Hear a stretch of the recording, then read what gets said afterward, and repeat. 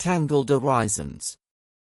The first time I saw entanglement was not a thunderclap of revelation but a small dip in a coincidence counter, two photodiodes hesitating in unison, as if they'd conspired. In the basement lab, the air smelled of ozone and dusted aluminum. A violet pump laser hummed as it drove a nonlinear crystal to spit out photon pairs by spontaneous parametric down conversion. I remember staring at the oscilloscope traces, watching those little jagged hills line up more often than chance would allow. It felt like hearing a secret through a wall. I had set the beam paths with a ruler's obstinacy, mirrors tightened just so, irises pinched to pencil points, fibers taking the photons to separate polarization analyzers. The apparatus was a puzzle of black posts and silver knobs, delicate as a spider web. When I nudged one mirror 0.5 millimeter, the universe's answer shifted, interference crests dimmed, coincidence rates sagged, as though reality might be tuned by fingertip. At first I distrusted the data. Any sensible person should. I let the system run all night, logging counts and timestamps. In the morning, I dumped the files into Python, plotted correlation functions, and tested the CHSH inequality. The number that came back, 2.61, was beyond the classical bound of 2 but within Sirelson's limit. It didn't matter how many times I checked. It remained an offense to local realism and a pledge of allegiance to something stranger. What surprised me most was the calm. You expect fireworks when you meet a law of nature. Instead I felt the sober hush of a library. The formalism had predicted this for decades, non-commuting observables, joint states that can't be written as simple products, a reduced density matrix that looks random because the whole is more than the sum of its parts.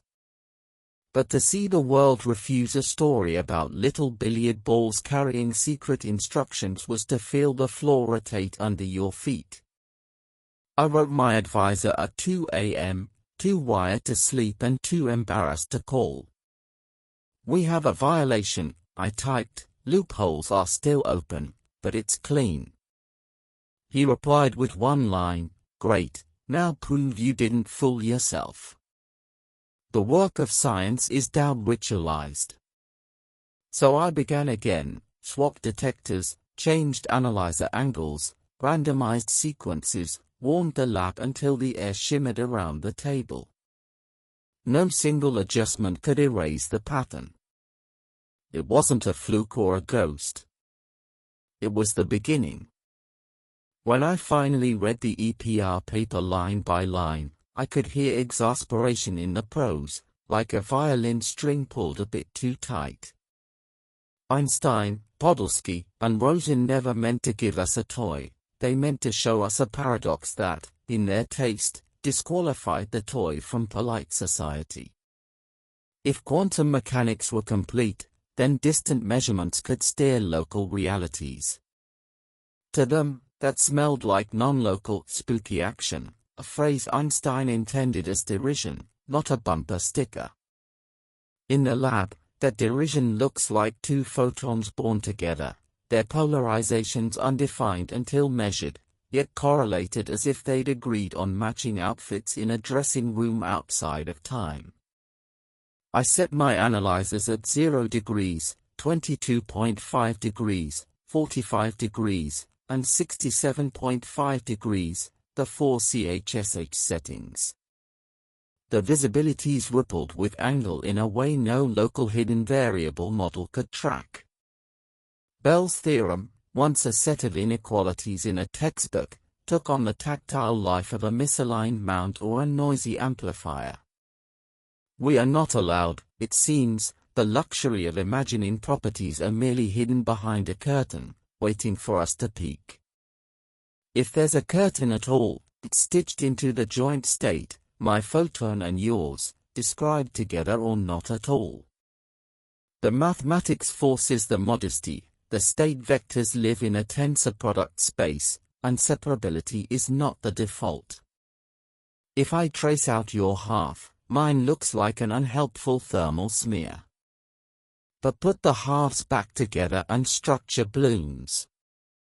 I called my parents that weekend, tried to explain in homespun pieces. Imagine two coins tossed far apart, I said. Each looks random. But whenever you check, you always get opposite sides. My father, who distrusts coincidences, said, so they were glued. Exactly, glued, but with a glue that doesn't respect distance. No signal, I added quickly. No message goes faster than light. The pattern shows up only when we compare notes. He paused. So you both toss, and only later realize the magic. I said yes. He laughed. Sounds like marriage. What EPR taught me was that realism and locality cannot both survive the data untouched. Bell let us choose which to wound. I do not know if the world is non-local, or if we should amend realism instead. I only know the experiments tug at both sleeves until one tears. At night I lay on my apartment floor with the lights off, letting the city's sodium glow seep through the blinds, and I try to picture a cosmos where, here, and there are bookkeeping conveniences, not absolutes. It made the room feel oddly larger, as though the walls had agreed to share their boundaries with something else. We chased indistinguishability like astronomers chasing better seeing. The Homo-Umandel interferometer, so simple it is almost rude, became our next catechism. Two photons enter a beam splitter. If they are identical in every degree of freedom, they bunch and leave together. The signature is a dip in coincidence counts as you slide one photon's delay through temporal overlap. We tuned the delay with a translation stage until the valley appeared, a small lake of low counts, serene and undeniable. That dip humbled me. It said, the world notices differences you didn't even know you were imposing. A femtosecond too much delay, a nanometer of spectral mismatch, a few microns of spatial misalignment, any of these will betray your attempt to pass two photons off as twins. We learned to scrape the last crumbs of distinguishability from our paths. I swapped crystals, narrowed filters, babied the pump's temperature, and shepherded modes into single-mode fibers until the dip deepened. The lab's soundtrack was the whisper of air bearings, the staccato clicks of motorized stages resetting for another sweep, the steady drone of the chiller in the corner. The data was a balm, a pretty, concave bowl that refused to open its mouth to noise. When we hit visibility above 90%, we printed the plot and taped it to the fridge, like proud parents. Entanglement lurks in this humility lesson because indistinguishability is a kind of eraser. If the paths are erased, amplitudes interfere. If they are marked, the world keeps score separately. Later, when we built a quantum eraser, I felt the rhyme, which way information and fringe contrast are complementary. Erasing information doesn't change the past, it changes which pasts may coherently add. I'd known the words since undergrad, the lab taught me their music. I began to appreciate density matrices in the way you love a toolbox that finally fits your hand. The partial trace is not just a calculation, it's a confession. I have ignored something, so my description is mixed. But if what I ignored is entangled with what I kept, the mixture is irreducible. The world is pure, and I am provincial. There is a kind of practical mysticism in all this. Not mysticism as in magic, but mysticism as in the habit of kneeling to things larger than your language. We measured the dip again the next morning, and it was still there, purring like a cat that forgives you. Entanglement swapping was the first trick that felt like a magic show I would have paid to see. We created two independent entangled pairs, called them A, B, and C, D. Then we performed a joint Bell state measurement on B and C, the middle photons, which never met A or D. Conditional on that measurement, A and D, strangers, ended up entangled. The math promised it, the apparatus, grudgingly, complied. Setting it up required patience I did not know I had. Bell state analyzers resist perfection because linear optics can only distinguish so many joint states deterministically. We choreographed beam splitters, polarizers, and detectors into a sequence that, with post-selection, heralded the right projection. Heralding, what a lovely euphemism for, throw most events away. Still, after enough hours of count-accumulation, the correlations between A and D lined up as if a quiet officiant had married them behind a curtain. Entanglement swapping taught me something about causality subtlety. Did the Bell state measurement create the correlation retroactively? The temptation to anthropomorphize time is strong. But the formalism asks less of us. Conditioning on an outcome updates a state assignment. No signal runs backward, no paradox demands tribute. The philosopher in me, though, still wakes sometimes in the night and asks, if correlations can be established without contact, what notion of establish do we mean? We reran the protocol as a delayed choice experiment, deciding at the last moment whether to perform the joint measurement. The data did not flinch. Whether we chose late or early, the joint statistics compiled into the same pattern. The universe does not wait for us to compose our questions in any gentle order. It tolerates our drama but does not participate. Once, during a long acquisition, I stepped outside to the loading dock. The sky was salted with stars you only see from the city when winter is cruel and the air is scrubbed of moisture. I thought of the pairs flying apart from ancient quasars, starlight whose polarization angles might be enlisted to choose analyzer settings and close loopholes. There is a romance in stealing randomness from the sky to prove that nature resists being predictable in any old way. Back inside, I watched pairs find each other in a space that pretends to be empty. The swapping protocol made the lab feel connected to everything else, as if the table were a map with roots extending below the floor. The day we teleported a qubit, I realized how poor my metaphors had been. Nothing went anywhere. There was no shimmering cylinder of light, no science fiction shiver. We prepared a photonic qubit in an unknown polarization state, entangled a second with a third, performed a Bell state measurement on the unknown and one member of the pair, and used two classical bits to instruct a correcting operation on the far partner. The original state was destroyed, a faithful copy appeared elsewhere. The bedsheet of state information had been pulled tight over a new bed frame.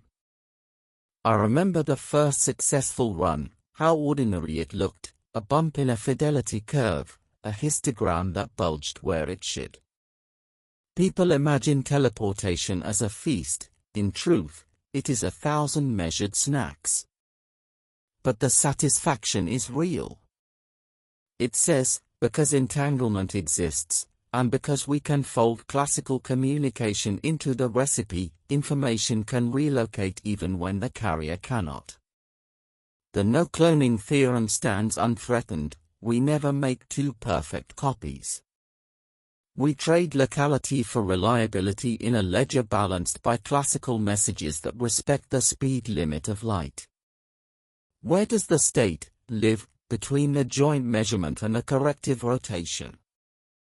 Nowhere in particular, or everywhere the mathematics grants it.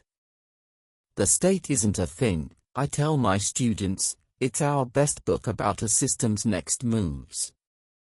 Teleportation changes who owns the book. We pushed the apparatus to see how far its forgiveness extended. Noise crept in through imperfect projections and miscalibrated wave plates.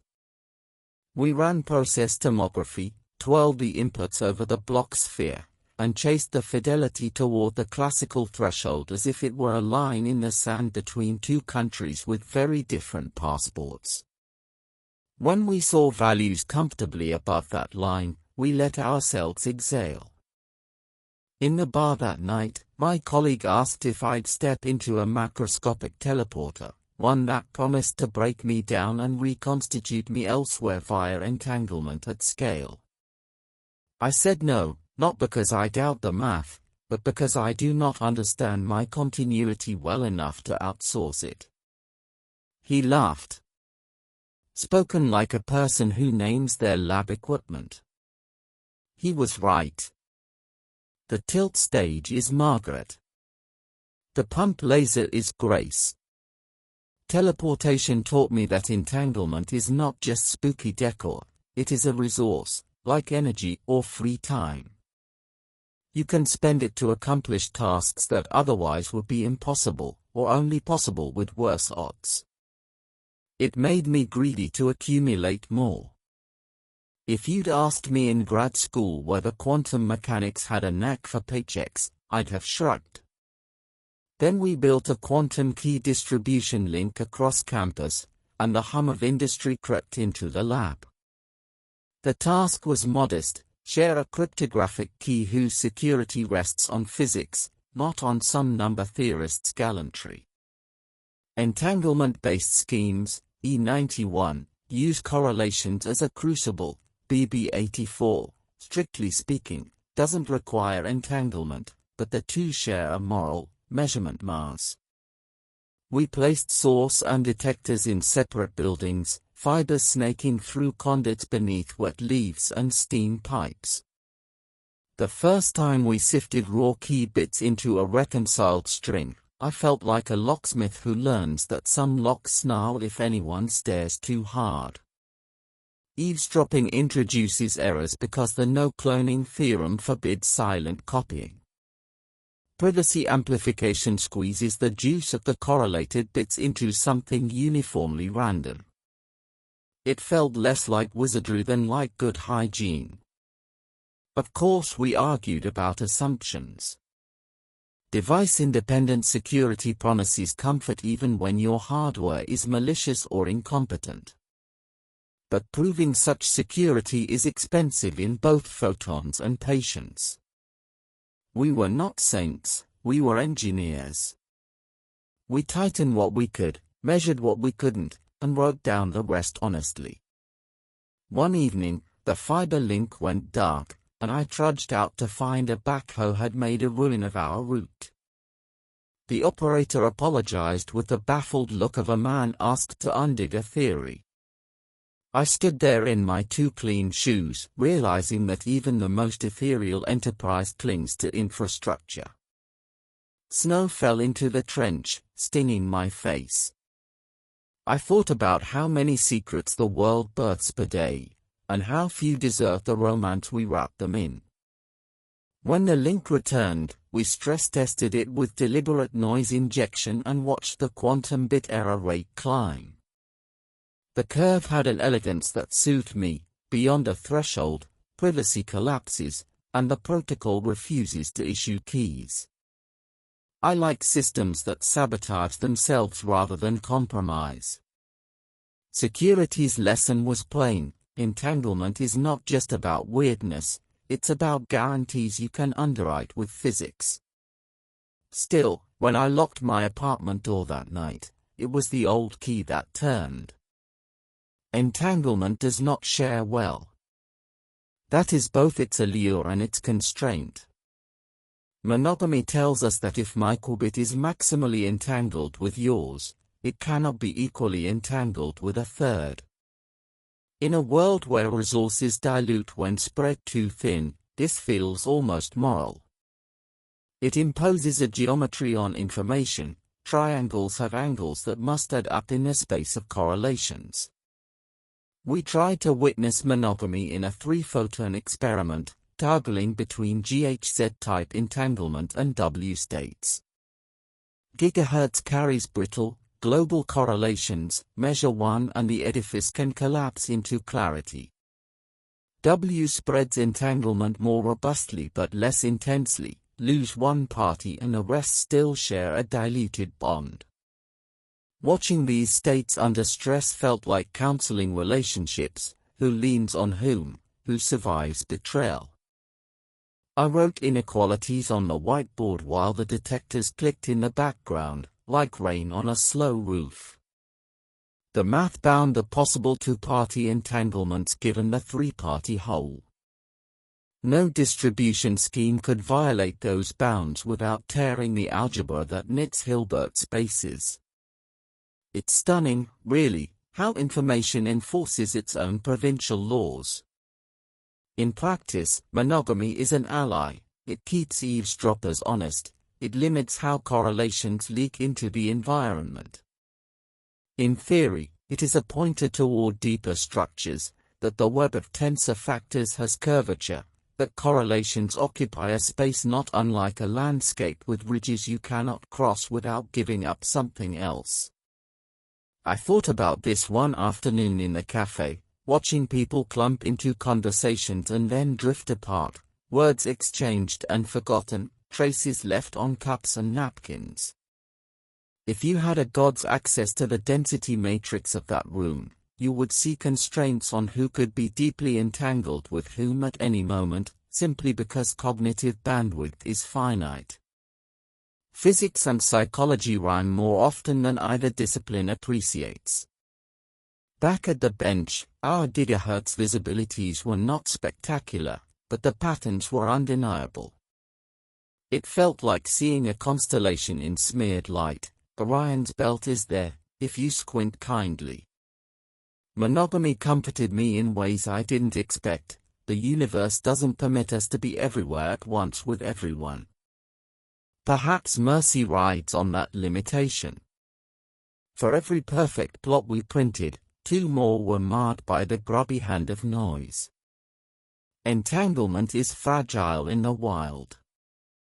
Photons scatter and pick up phase shifts, superconducting qubits cough their excitations into substrate, ion traps suffer from fluctuating fields and spectator modes. Decoherence is not a villain. It is the world reminding us that nothing is ever truly alone. We built a little model in the computer, couple a qubit to a bath of oscillators, let the interaction smear phase. The off-diagonal elements of the density matrix decayed like dew under rising sun. It is a clean, pretty story that never fully survives contact with the apparatus. Real baths are mongrels. They refuse a single spectral portrait. And yet the trend persists, superpositions degrade, entanglement leaks into degrees of freedom we don't track, and what began as a duet becomes a murmur in a crowd. I grew fond of spin echoes and dynamical decoupling, of flipping states to refocus noise like a lens wrangling light. Error correction felt at first like hubris. How dare we encode one qubit into many, only to measure cleverly and heal the wounds. Then I watched a repetition code rescue coherence statistically, and I softened. There is grace in redundancy. One afternoon, we warmed the cryostat by accident, a valve left ajar, a cascade of consequences you can reconstruct but never reverse. The qubits sulked for days, their T1 and T2 times a fraction of their former selves. We coaxed them back with gentle bakeouts and fresh wiring, as if tending to injured birds. Entanglement returned hesitantly, like a guest who hadn't forgiven us. I sometimes wonder whether decoherence is the price we pay for being embedded. We crave isolation for our qubits and connection for ourselves. The same physics that steals phases from a fragile state gives us the warmth of a room, the song of a kettle, the brush of air that carries a voice. You cannot keep all doors open and still expect your secrets to be safe. When the plots finally showed coherence restored, I felt less triumphant than grateful. Noise is not a flaw to be eliminated, it is a feature to be negotiated. Entanglement is a resource precisely because the world conspires to spend it. There are days when entanglement feels like a symptom of something deeper, contextuality, the insistence that outcomes cannot be assigned independent of the measurement context. The Mermin-Perez magic square became my favorite toy, a 9-operator grid with products fixed by construction such that any attempt to assign non-contextual truth values leads to a contradiction. It's a polite little demon, friendly to algebra, ruthless to assumptions. We didn't have the hardware to implement the full square in high dimension, but we built a photonic surrogate, path and polarization as qubits, carefully chosen measurements arrayed in the square's spirit. The data refused a non-contextual model in that satisfying, pin you to your seat way. No matter how you squirm, the contradiction wins. Contextuality has a smell of inevitability. If quantum mechanics were a cuisine, contextuality would be the spice you can't leave out without changing the dish. Entanglement, then, becomes a way to weaponize that spice across subsystems. It is one thing to accept that a single system's properties resist being simultaneously sharp. It is another to accept that joint systems can be sharp in some ways that defy pre-written scripts.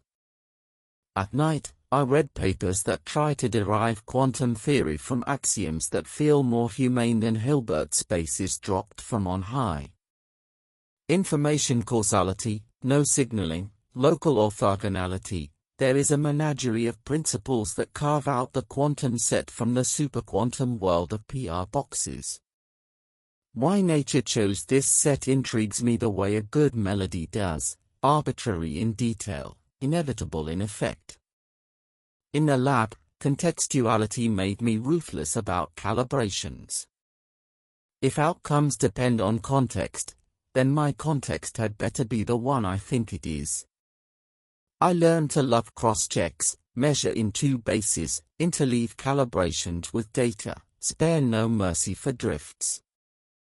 The square punishes sloppiness. I told a friend over coffee that contextuality feels like the universe keeping a private diary. What you learn depends on how you ask, and some questions contaminate the answers to others. She nodded. Sounds like therapy. I laughed, but it lodged in me. Entanglement spreads the diary's influence. Two people can compare notes and discover the same subtext even when the entries were written far apart. We joined a collaboration to build a quantum network, nodes in different buildings, connected by fibers and trust.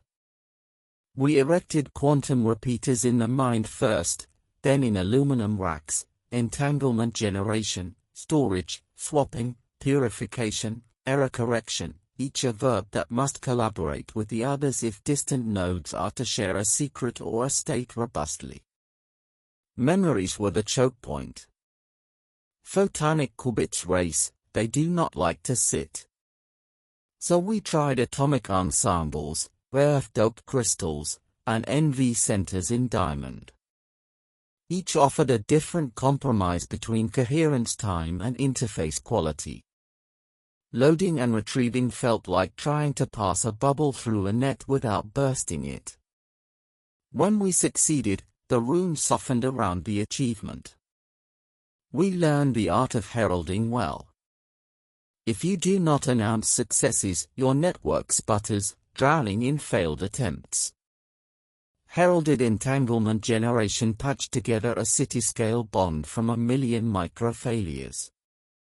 Sometimes I think resilience is nothing more than the willingness to let failures be loud and quick, while successes are quiet and cumulative.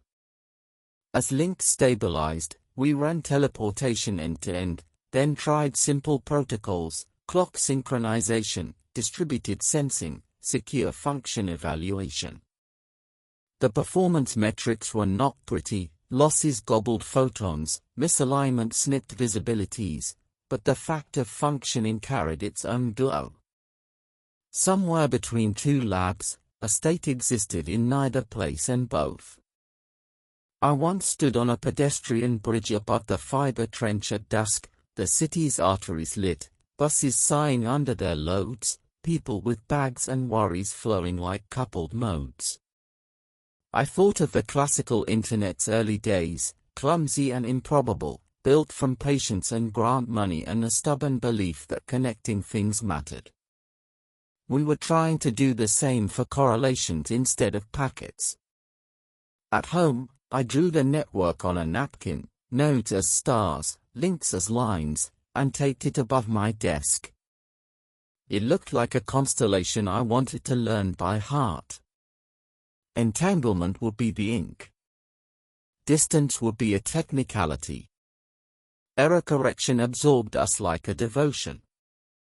The surface code became our liturgy, a 2D array of physical qubits, stabilizer measurements repeated like prayers, syndromes stitched into a story the decoder could believe. Entanglement, here, is not decoration, it is the scaffold that keeps logical information aloft while noise gnaws from below. The first time we saw a logical lifetime surpass the best physical one, the lab erupted not in shouts but in a long, disbelieving exhale. It is a quiet milestone that only seems small if you have never fought noise with structure. The code distances we could reach were modest, the thresholds tightropes. But the direction of travel had flipped, more qubits could mean better, not worse. Teleportation returned, recast as a gate mechanism.